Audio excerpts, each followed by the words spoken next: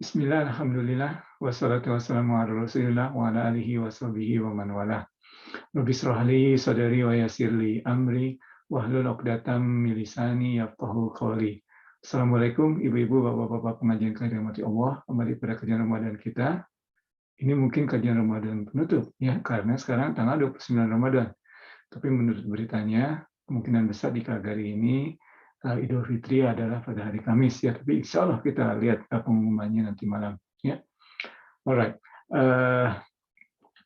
ibu-ibu, bapak-bapak pengajian Kagari yang dirahmati Allah, selama bulan Ramadan ini kita melakukan kajian, mempelajari hal-hal yang penting agar kita dapat mencapai tujuan kita, yaitu la'allakum tattaqun ya, jadi menjadi orang yang takwa.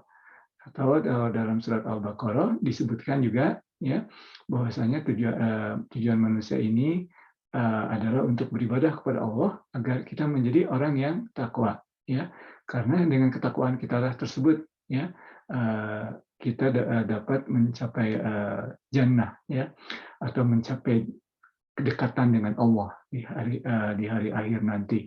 Nah, kita sudah membahas masalah taubat, masalah takwa, kita sudah membahas masalah meditasi, bagaimana untuk meningkatkan rasa kehadiran kita dalam menyaksikan Allah, ya, tidak secara fisik tentunya, tapi seperti dalam hadis Jibril, bahwasanya kita beribadah seolah-olah kita melihat Allah, kita di hadapan Allah, dan kalau kita tidak melihatnya, sesungguhnya Allah melihat kita. Jadi meningkatkan adab kita. Baik, dengan demikian kita belajar bermeditasi untuk pelatih diri agar kita hadir dalam setiap saat tersebut ya. Kemudian ada juga beberapa tips bagaimana meningkat atau memupuk bagaimana melanjutkan apa yang telah kita pupuk di bulan Ramadan ini hingga setelah akhir Ramadan ya. Kemudian seterusnya di 11 bulan berikutnya hingga mencapai Ramadan yang berikutnya. Kemudian kita juga membahas salah satu komponen lainnya, ya, yaitu Allah Subhanahu Wa Taala. Ya, jadi bahwa Allah Subhanahu Wa Taala itu dekat, ya, dengan kita, ya, dan kita dianjurkan untuk senantiasa berdoa, ya. Ya, tentunya ini dalam konteks Al-Quran, ya, karena semua itu kita bahas dalam melalui ayat-ayat Al-Quran, ya, yang bersangkutan. Nah, kita sudah membahas mengenai Allah, dan tentunya hal lain yang juga sangat penting bagi kita dalam mencapai derajat takwa dan untuk mencapai derajat kedekatan dengan Allah di akhir-akhir ini adalah pemahaman kita mengenai Nabi Muhammad atau Rasulullah SAW. Ya, karena dari kita percaya dari sisi keimanannya bahwa Nabi Muhammad SAW itu mempunyai syafaat, ya, akan memberikan syafaat bagi kita di akhirat nanti. Kita sering mendengar istilah riwayat umati. Jadi pada hari akhir nanti pada saat orang-orang lain mementingkan diri sendiri, Nabi Muhammad SAW, Rasulullah SAW justru umatku. Jadi sangat penting bagi kita untuk membina hubungan dengan Rasulullah SAW. Bagaimana caranya? Nah, insya Allah kita bahas pada kesempatan kali ini. Insya Allah kita akan menggunakan Al-Quran juga, ya, karena Al-Quran itu adalah kalamullah. Jadi kita seperti pembahasan sebelumnya, kita harus mencari hubungan dengan Al-Quran. Kita ingin Al-Quran adalah what inform us. Jadi dalam kegiatan kita sehari-hari, dalam keputusan yang kita ambil sehari-hari, kita ingin bahwa Al-Quran lah yang memberikan informasi kepada kita atau yang menggerakkan itu untuk mengambil suatu keputusan tersebut. Ya. We want this Al-Quran to be what moves us. Ya, alright. Nah, ibu-ibu, bapak-bapak pengajian yang dirahmati Allah, insya Allah kita akan dalam hal ini Ivan banyak sebetulnya ayat dalam Al-Quran, surat-surat dalam Al-Quran, tapi Ivan akan mengambil surat Al-Azhab, ya, Al-Azhab atau surat ke-33. Ya, mungkin insya Allah akan membahas 3 ayat dari surat Al-Azhab ini, ya. Nah, sebelumnya tetapi mari kita berkenalan dengan surat Al-Azhab ini, ya. Surat Al-Azhab ini adalah surat yang diturunkan di Madinah, ya, setelah hijrah. Ya. Disebutkan di sini bahwa surat Al-Azhab ini diturunkan setelah surat Ali Imran. Ya, surat-surat di Madinah ini sangat penuh dengan syariah, ya, karena pada saat itu Rasulullah SAW kondisinya adalah sebagai pemimpin, boleh dibilang nation state, ya, atau city state, ya. Jadi Madinah itu suatu kota dan independen, ya, seperti negara, ya. Dan Rasulullah SAW pemimpinnya, dan tidak ada umat Islam yang ada di situ. Ya, ada umat Yahudi, ada umat Kristen juga, ya, dan juga ada juga Beduin Arab di sekitar situ juga, ya, yang istilahnya belum mengikuti Islam atau belum menjadi ahli kitab juga, ya. Jadi banyak, tetapi mereka memilih Rasulullah SAW sebagai pemimpinnya, karena pada saat sebelum Rasulullah SAW datang, itu kota Madinah itu terjadi perang saudara, dan mereka sudah bosan dengan perang saudara. Makanya ada perjanjian Aqabah, ya, di mana mereka meminta Rasulullah itu sekitar tahun 10-11 atau 11-12 kerisalah Nabi, ya. Kalau nggak salah yang pertama 10, ya, hanya beberapa orang saja. Kemudian officially yang ke-11. Kemudian Rasulullah SAW mengirimkan utusannya ke Madinah, ya, sebelum beliau sendiri melaksanakan hijrah. Oke, jadi itulah demikian surat Al-Ahzab, surat Madinah. Kemudian surat Al-Ahzab ini mengambil konteks perang Khandaq. Ya, perang Khandaq itu adalah perang di mana jadi mungkin kita pernah mendengar perang Badar, ya. Umat Islam berjaya di situ. Kemudian perang Uhud, di mana umat Islam mendapatkan cobaan, ya, di perang Uhud itu karena tidak berhasil menang telak seperti di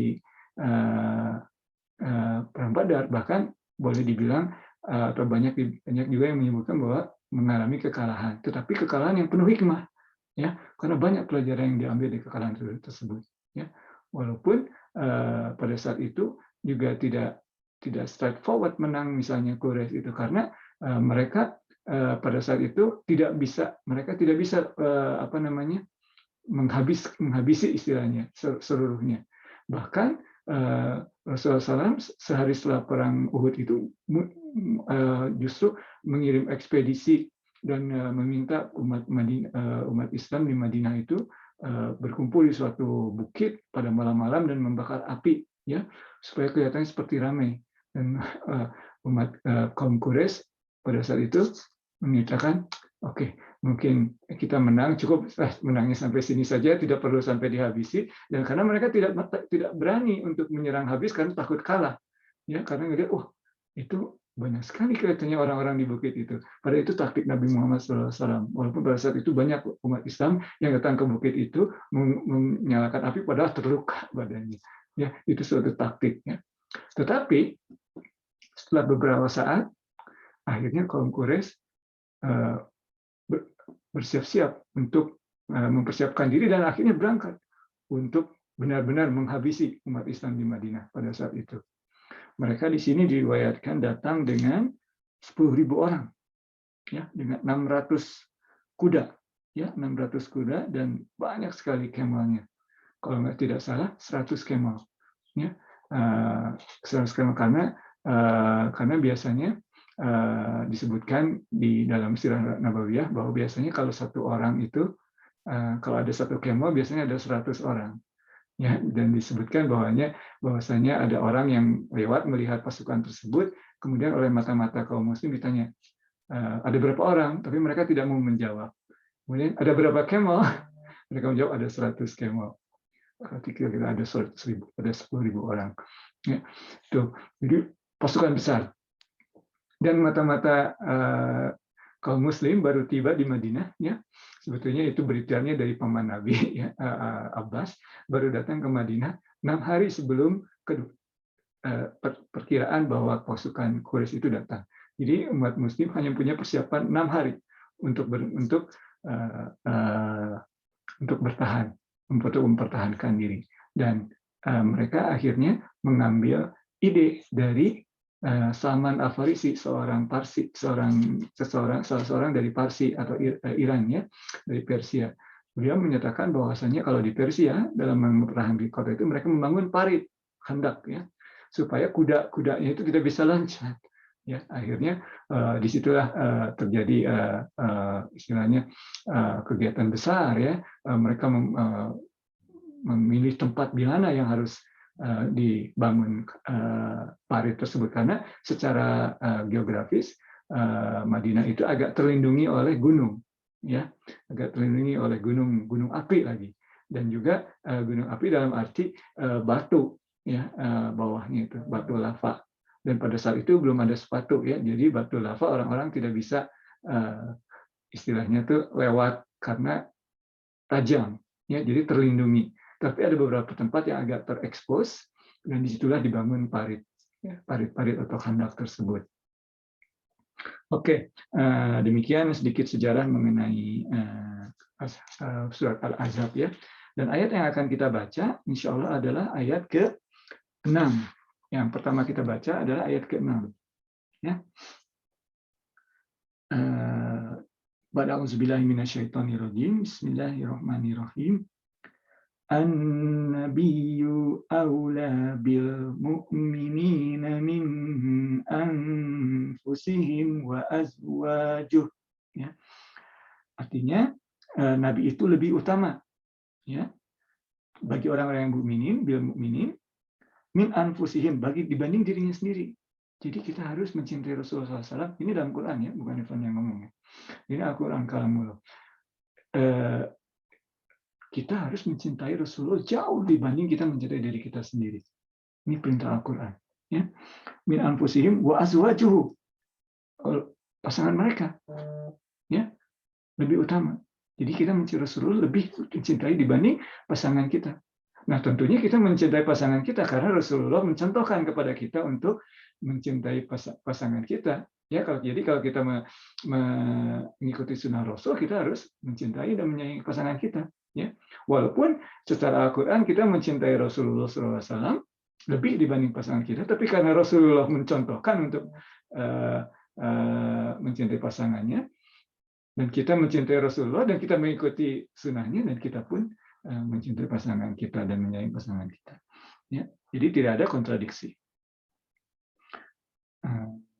Wa azwajuhu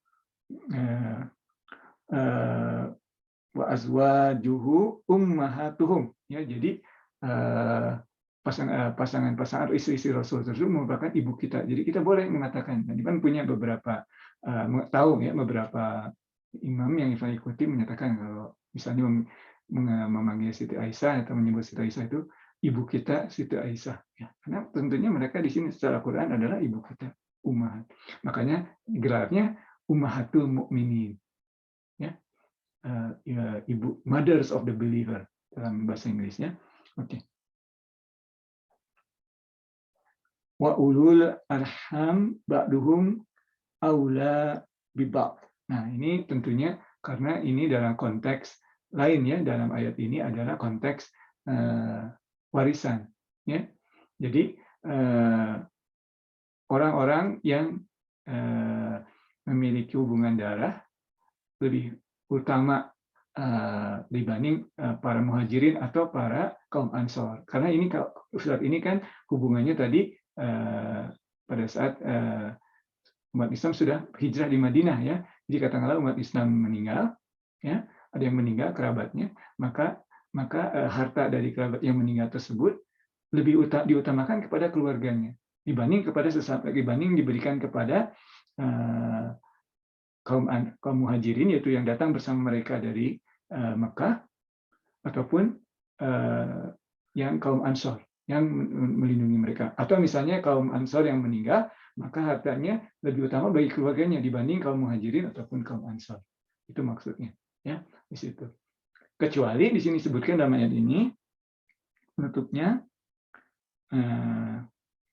fi kitabillah ya. Jadi dalam kitab Allah itulah disebutnya minal mu'minina wal muhajirin ya, seperti tadi kita sebutkan, illa an taf'alu ila auliyaikum ya. ma'rufun, kecuali mereka ingin berbuat baik, ya. Jadi utamakan keluarga, ya, dalam hal pemberian harta waris atau tentunya kita mengetahui hal itu, kecuali kita juga boleh memberikan kepada yang lain jika kita ingin berbuat baik. Jadi diperbolehkan memberikan harta waris bukan untuk keluarga, kecuali kalau kita ingin berbuat harta baik, tapi utamakan keluarga.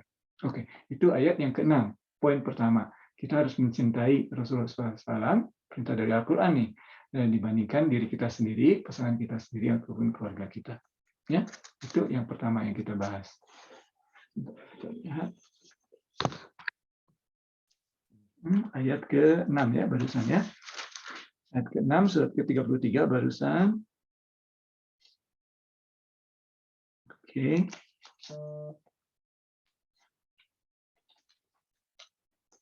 Oke.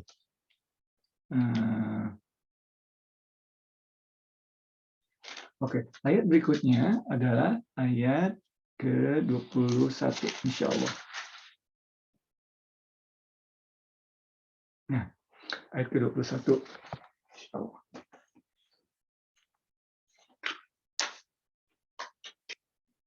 Jadi pertama, cintai Rasulullah. Poin pertama. Poin kedua sekarang. Ya, poin kedua, ayat ke-21. A'udzubillahi minasyaitonirrajim. Laqad kana lakum fi Rasulillah laqad kana lakum fi Rasulillah uswatun hasanah. Contoh yang baik ya. Jadi sesungguhnya laqad sesungguhnya lakum untuk kamu fi Rasulillah jadi di dalam diri Rasulullah SAW ya, uswatun hasanah ya. Jadi contoh suri teladan dalam bahasa Indonesia yang baik ya. Oke. Kemudian bagi siapa contohnya? Ya. Nah, bagi siapa? Liman kana yarjuwah. Jadi contoh yang baik bagi orang-orang yang yarju itu berharap kepada Allah atau berharap untuk bertemu Allah dalam ini. Tadi kita bahas pertama-tama ya, kita ingin dekat dengan Allah di hari akhir nanti. Makanya kalau kita ingin berharap dekat dengan Allah, contoh Rasulullah SAW. Rasulullah SAW menyayangi, menghormati pasangannya, ikuti. Ya. Tadi kita sudah bahas. Rajulullah wal yaumil akhir, jadi yang berharap pada bertemu dengan Allah dan juga berharap yang baik dari hari akhir, wal yaumil akhir. Wa zakirullahi katsiran, dan mereka yang berzikir dalam hal ini pada Allah sebanyak-banyaknya, ya banyak berzikir. Jadi itulah. Jadi Rasulullah SAW dalam ini adalah satu contoh ya. Jadi itu poin kedua. Pertama sayang, oke.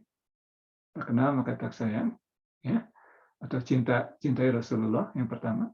Kalau mencintai, poin kedua, ikuti. Contohnya, ikuti sunnahnya. Poin kedua. Alright. Poin ketiga ayat ke-61. Oh, tidak salah. Kita lihat.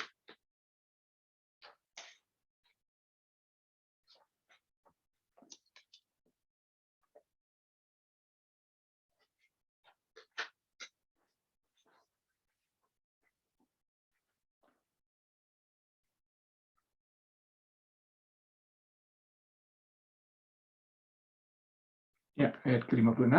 Maaf, ayat ke-56 ya. Ayat ke-56 ini terkenal sekali ya. A'udzubillahi minasyaitonirrajim. Innallaha wa malaikatahu yusholluna 'alan nabi. Ya ayyuhalladzina amanu shollu 'alaihi wa sallimu taslima. Ya. Sesungguhnya Allah dan para malaikatnya ya, bersalawat untuk Nabi, wahai orang-orang yang beriman, bersalawatlah kamu untuk Nabi dan ucapkanlah salam dengan penuh penghormatan kepadanya. Ya. Nah, tentunya ini pertama-tama ya fadilahnya. Fadilahnya mengucapkan salawat pada Nabi itu adalah mendekatkan kita dengan Nabi, ya, utamanya. Apa arti kata salawat itu? Asalnya katanya dengan soli itu salawat sama dengan silaturahmi, jadi mempererat. Jadi kalau kita mengucapkan salawat kepada Rasulullah, harapan kita adalah didekatkan dengan Rasulullah. Ingat tadi pembahasan kita, umati, kita ingin dekat dengan Rasulullah. Ya. Nah, tentunya ada pertanyaan di sini. Kalau Allah Subhanahu wa taala dalam ayat ini memberikan salawat ke Rasulullah, maksudnya bagaimana? Ya, jadi Allah Subhanahu wa taala itu arti salawat kalau disebutkan oleh Allah Subhanahu wa taala, para ulama menafsirkannya adalah Allah memuliakan, ya, dan memuji Rasulullah SAW. Ya, jadi bukan minta didekatkan, karena Allah yang Maha Penciptakan kan. Ya, tetapi kalau dari para malaikat dan umat beriman, bersalawat itu artinya pertama tentunya memuliakan, ya, mendoakan, dan dan untuk manusia umat beriman juga meminta kedekatan dengan Rasulullah SAW. Dan selain itu fadilatnya adalah sebetulnya ini hukumnya wajib, ya. Jadi bukan masalah fadilah, ya. Jadi ini wajib. Para ulama menyebutkan bahwa mengucap salawat itu wajib, paling tidak 1 kali sepanjang umur hidup kita. Ya, paling tidak 1 kali. Ya, paling tidak 1 kali. Ya. Kemudian ada juga hadis yang menyebutkan apabila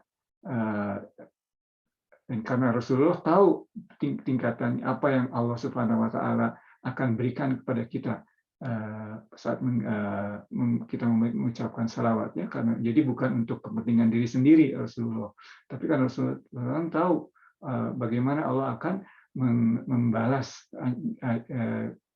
kita setelah kita mengucapkan salawat, maka Rasulullah mengatakan kalau ada namaku disebut dan kita tidak mengucapkan salawat, jadi kalau misalnya ada Nabi Muhammad, kita sangat dianjurkan untuk mengucapkan Shallallahu Alaihi Wasallam, dan itu besar sekali ganjarannya dari Allah pada kita. Rasulullah SAW tahu tersebut, makanya mengharapkannya di dalam hadis Rasulullah. Dan pegangan kita sebagai umat Islam adalah Al-Quran.